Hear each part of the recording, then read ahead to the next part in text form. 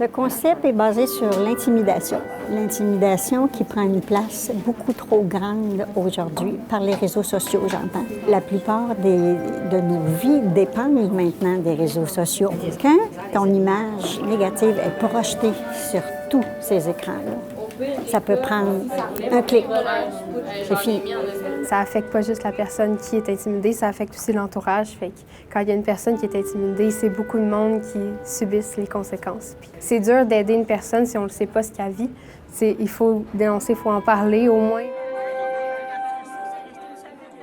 On regarde une étude, là, en 2012, c'est 20 des étudiants qui sont victimes d'intimidation à chaque année.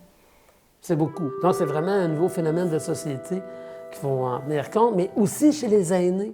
Les aînés qui sont isolés, qui sont vulnérables. Tu sais, pourtant, cette problématique-là, on n'en parle pas beaucoup.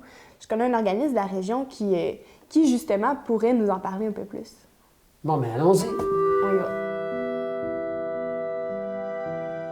Notre plus grand ennemi dans la lutte à la maltraitance et à l'intimidation, c'est le silence. Le silence des témoins et le silence de l'entourage, de la personne victime elle-même. Le plus grand bassin d'intimidation, on le retrouve où les aînés se retrouvent à vivre ensemble. Et ça, c'est exactement le même phénomène que chez les jeunes. C'est pas différent. C'est étonnant de voir que les jeunes et les aînés, on voit l'intimidation à chaque bout du spectre. À la défense des aînés, c'est pas parce que les aînés deviennent séniles.